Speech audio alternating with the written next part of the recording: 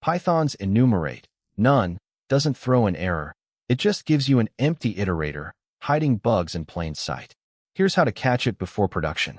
Assigns the special null value none to the variable data, indicating it currently holds no valid iterable object. Starts a try-except block to handle potential runtime errors that may occur in the enclosed code, specifically expecting possible type error issues. Tries to create an enumerate object from data and convert it into a list, which requires data to be iterable. Since data is none at this point, the operation will fail.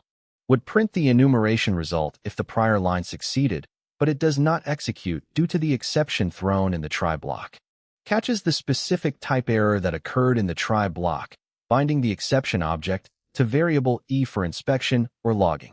Prints a descriptive message including the exception details from e, explicitly identifying that a type error was triggered during enumeration of data. Replaces the previous none value in data with a concrete list of integers, making it suitable for enumeration operations.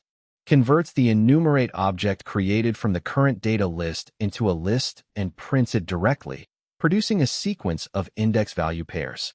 Always wrap enumerate around optional inputs with a type check or default to an empty list, then you'll never get silent failures.